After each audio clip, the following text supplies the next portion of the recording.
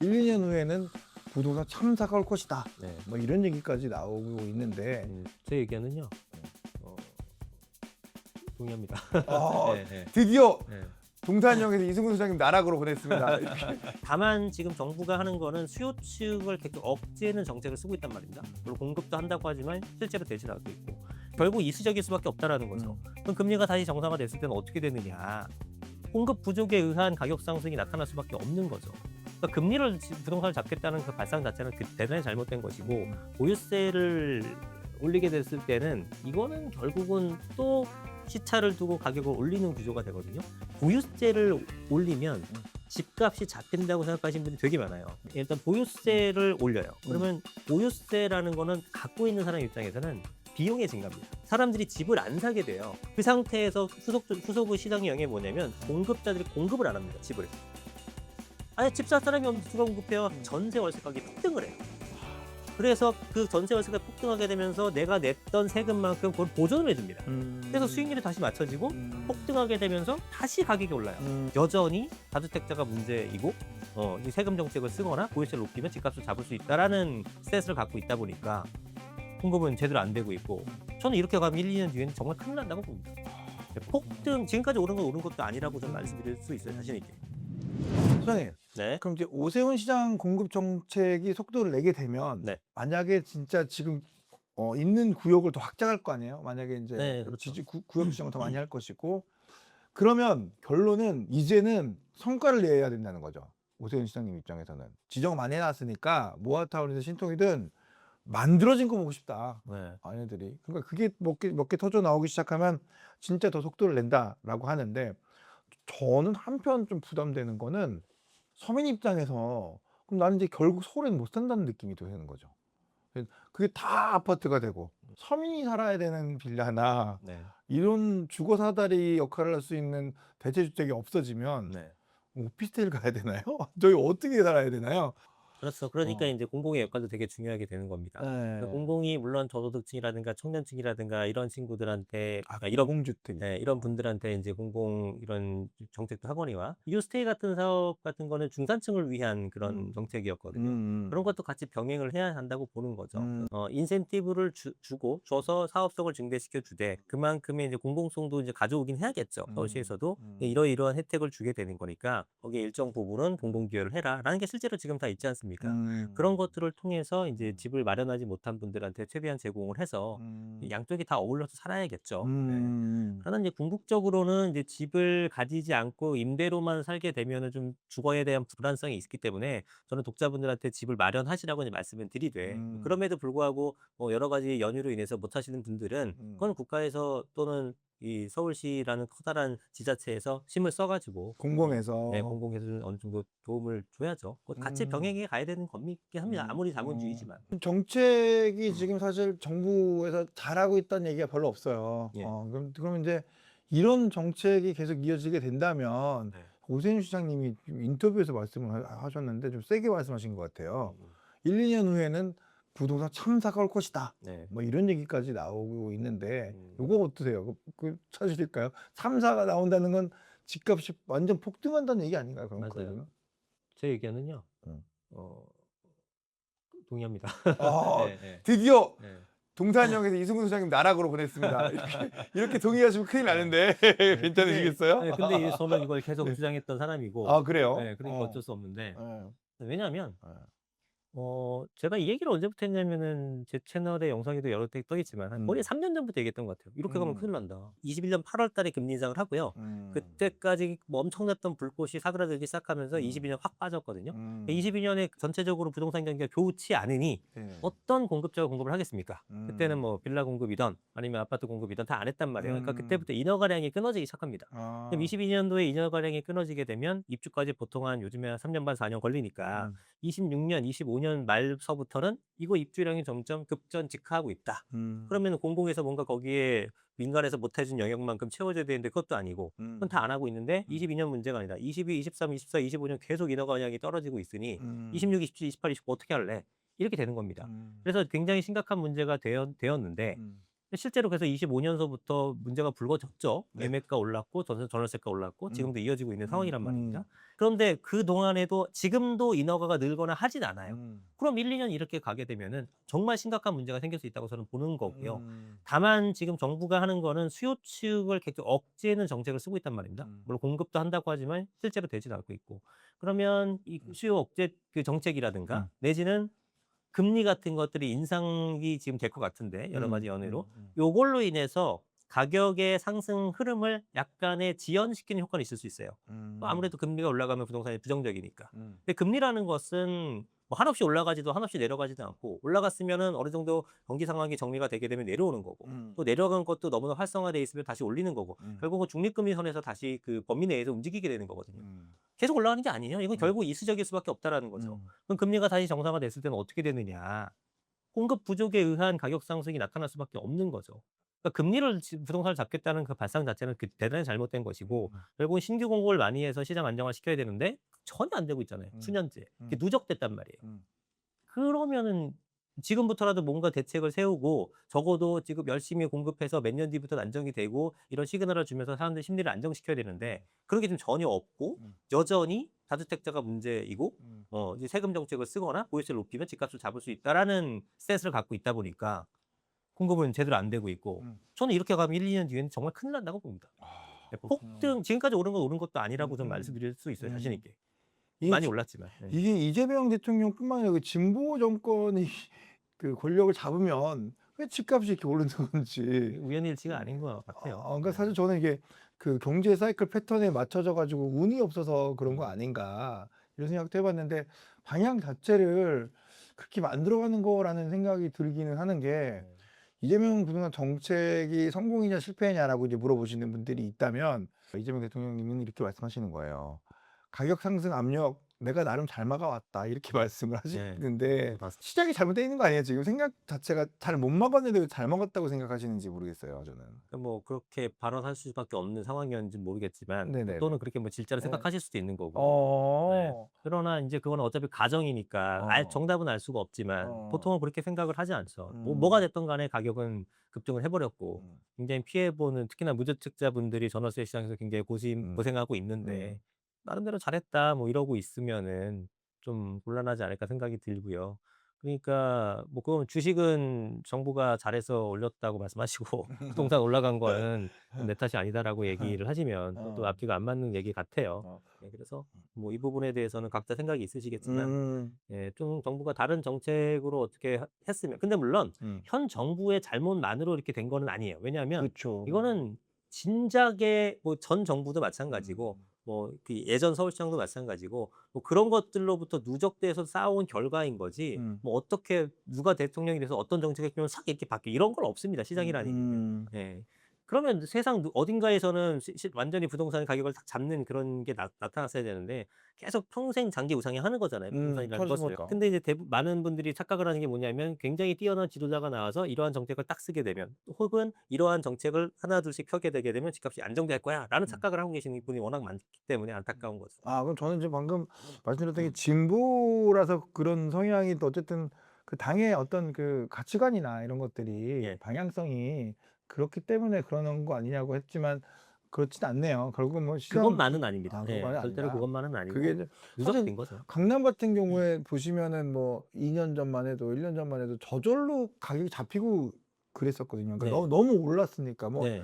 60억, 70억은 맞아요. 사실 많은 전문가분들이 이건 너무 과하다. 맞아. 그리고 심지어는 그런 가격은 뭐 부동산 상승론자들도 이건 좀 쉬어야 된다라고 맞아요. 자연 정화가 되고 있었던 예. 그쵸. 상태인데 예. 굳이 그거를 강남을 잡아서 예. 그 확산 효과라고도 하고 뭐라 키 맞추기를 하기도 하고 딴 데 옮겨가는 것들을 또 더 잡겠다고 했는데 잠깐 잡았을 뿐이지 더 폭등을 만드는 맞아요. 항상 그런 식이에요. 예. 차라리 어쨌든 시차가 천천히 자연스럽게 됐으면은 됐을 텐데 이걸 못 기다려주는 이 그 진보 쪽의 어떤 성향이 이거 만들어내냐는 질문이 있었는데 그렇지 않군요. 사실 어느 나라나 네. 또 그 정권의 힘만으로는 부동산 시장이 잡히는 게 아니기 때문에 결국은 다른 더 큰 경제적이나 다른 중요한 요인들 때문에 오르기 때문에 얘네한테 너무 이렇게 탓하지 말라 이런 뜻이네요. 이게 정책이 시장을 어차피 이기지 못한다는 얘기가 있잖아요. 그 그러니까요. 말을 전 정확하게 믿고 있고 그렇게 판단이 되는 다 왔으니까 상황을 뽑아줬으니까. 워낙에 많이 경험을 했기 때문에 음. 얘네가 정책을 뭐 잘못 짜고 잘 짜고 이래 갖고 잡히냐 안 잡히냐 이거랑은 관계가 없고요. 전 주식 전문가는 아니지만 주식도 마찬가지로 뭐 정부가 잘해서 올랐냐 이런 게 아니라 반도체 시장이 좋았잖아요. SK 삼성.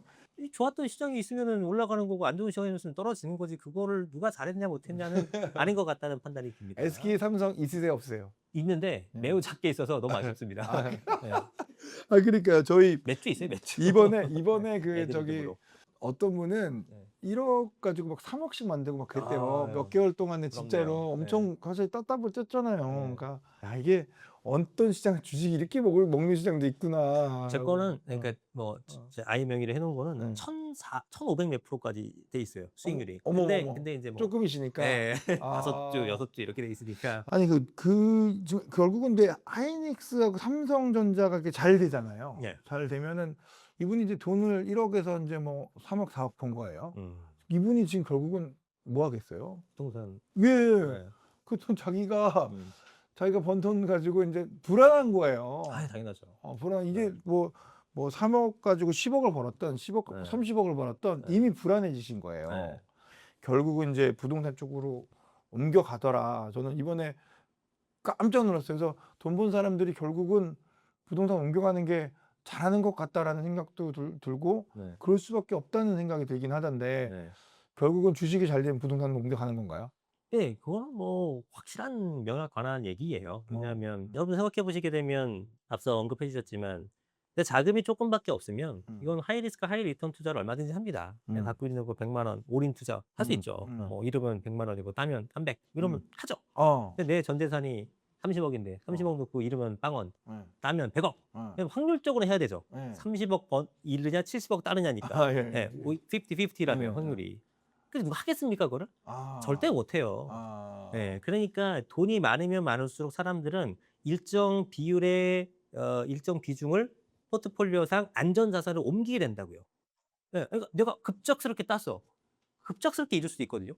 요즘 주식이 변동성이 엄청 크잖아요. 맞아요. 코인 같은 것도 마찬가지고. 맞아요. 그래서 어느 정도 수익이 생기게 되면 그 중에 일정 부분은 안전 자산으로 이동하게 되는데 우리나라에서 가장 안전 자산은 누가 뭐래도 부동산이죠. 그래서 부동산 쪽으로 많이 오는 겁니다. 근데 잘 모르시는 분들이 돈의 흐름이 주식으로 다 갔기 때문에 부동산에 쏠릴 게 없지 않느냐? 부동산 떨어질 것이다. 이렇게 일차원적으로 생각하시는데 절대 그렇지 않고요. 여기 갔던 자금이 일로 이동을 하고 또 저희도 부동산 하게 되면서 주식을 아예 안 하지 않지 않습니까? 일정 부분만. 그래서 여기서 부동산에서 자금을 따면 또 여기서 또 다른 쪽도 하고 이렇게 순환되는 형태지. 뭐 이거는 이건 이거 이렇게 되진 않아요. 그래서 주식이 잘 되면 당연히 부동산도 현금 흐름 쪽이 많이 오고 실제로 요즘에 뭐 동탄 같은 데 보세요. 삼전닉스 분도 얼마나 많이 삽니까? 맞아요. 84 타입이 20억이 넘었습니다. 맞아. 다 그분들이 사시는 거고 셔세권, 뭐 셔틀버스 세력권이라고 해가지고 그런 것들이 있고 다 부동산이 얼마나 많이 올라요. 얼마 전에 들어서 서재권, 네. SK와 삼성전자의 수혜 지역 네. 딱 짜져가지고 들어간다고 네. 하시더라고요. 당연히 그랬군요. 부동산이 좋은 겁니다. 주식 오르는 그러니까 그 1억 번 사람이 3억 됐던 10억 투자한 사람이 30억이 됐든 네. 부동산으로 옮긴다는 게 네. 맞는지 궁금했었어요. 맞아요. 에셋파키 개념으로 일정 부분 할 수밖에 없죠. 네. 사람이라면. 그렇군요. 감사합니다. 제가 제일 문제라고 생각되는 부분을 여쭤보고 싶은 건 전세대출이 부동산 가격 상승의 주된 원인이다라고 해서 여기를 지금 굉장히 옥죄고 있는 상황이거든요. 예. 그래서 결국은 전세가 없어지는 게 부동산 가격 정상화가 되는 기이다라고까지 말씀을 하셨대요. 예. 이거 어떻게 보세요? 이거 진짜. 전세 대출로 인해서 전세가가 상승을 하고요. 전세가가 상승하게 되면 매가가 상승하는 이 프로세스는 맞아요. 근데 이거를 억지로 막는다고 이게 사라지느냐? 그렇진 않거든요. 예를 들어 지금 말씀하셨던 것처럼 전세가 없어지고 월세로 간다. 그러면은 다 모든 임차인들이 전세 월세로 분산해서 가던 것들을 월세로만 가게 되는 거니까 그러면 결국은 월세 금액이 계속 높아지겠죠. 네, 그러면 전세가 그러니까 이런 겁니다. 우리나라 같은 경우는 좀 전세라는 특이한 제도가 있기 때문에 전월세 중에서 어디를 갈지 임차인분들이 선택을 하게 돼요. 보통은 전세를 가려고 하겠죠. 월세 내기 아까우니까. 근데 금리가 높아지는 환경에서는 전세로 안 갑니다. 전세자금 대출 받으니까 비싸네. 월세는 그동안 사람들이 안 가서 쌌는데 이제 월세로 이동을 하죠. 그럼 월세가 이동을 했는데 월세가 이제 계속 올라가죠. 그러면 이제 역전이 됩니다. 야, 월세가 너무 높아져서 이젠 전세자금 대출 받은 게 더 싸구나. 그럼 전세로 이동을 하고 이런 식으로 이렇게 가격이 같이 올라가게 됩니다. 네네. 그래서 결국은 전세가가 이렇게 올라가게 되면 매가 대비 전세가, 즉 전세가율이라는 게 올라가게 되고 전세가율이 일정 부분을 어떤 임계점을 터치를 하게 되면 그때부터 매가가 동시 상승하는 거거든요. 근데 이거를 없애버리게 되면은 월세 쪽으로 가는 거고 월세는 지금 우리나라의 부동산 주택 수익률이 보통 3% 내외밖에 되질 않아요.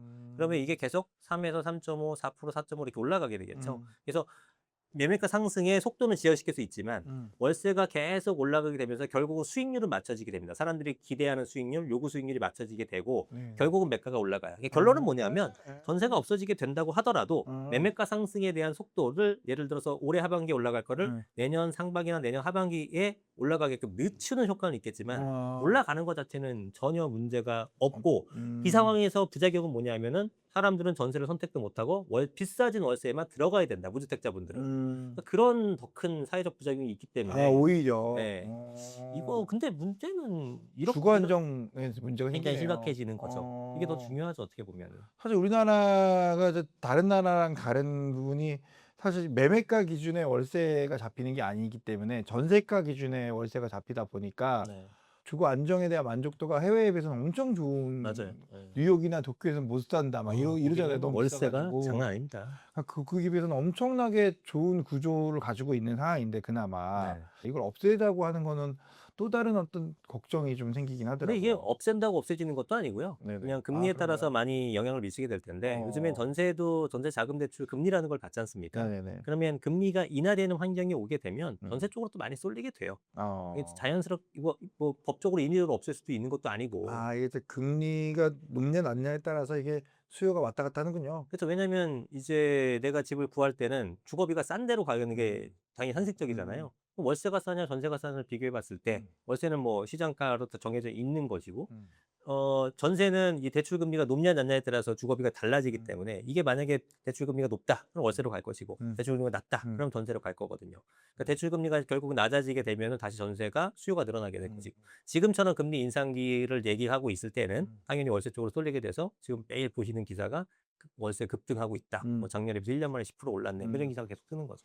그래서 그렇군요. 그게 막 뭐 50% 올랐다는 둥 뭐 100% 올랐다는 둥 그러니까 200%라 그래야 되나?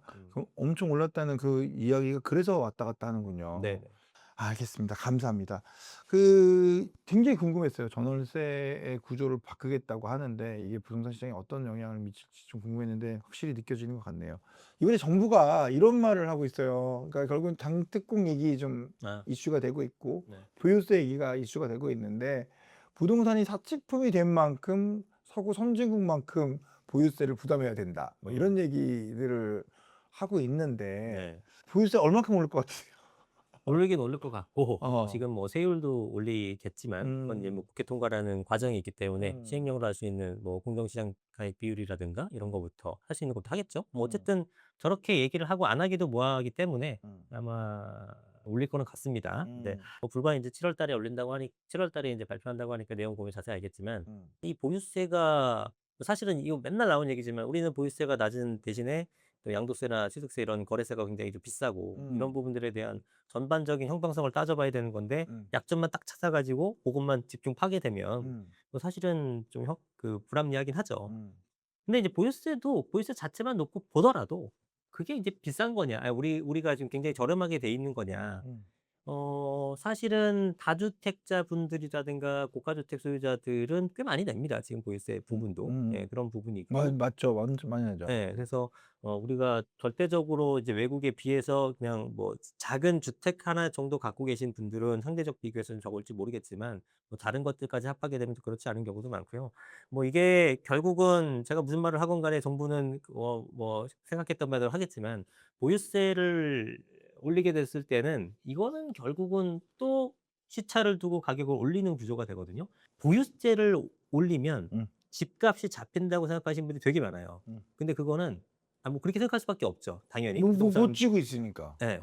그러니까 유지를 못 하잖아요. 맞아요. 그거예요. 그러니까 거기까지의 생각에 는 맞아요. 네, 거기까지는 맞아요. 생각이 되고 그 이후의 상황을 보셔야 되는데 여기까지는 보려면은 부동산의 공부가 좀 많이 되셔야 되는 분들이다 돼야 되다 보니까 예. 생각 못 하시는 게 맞는데 좀 말씀드리면 뭐예요 그게? 일단 보유세를 올려요. 음. 그러면 보유세라는 거는 갖고 있는 사람 입장에서는 비용의 증가입니다.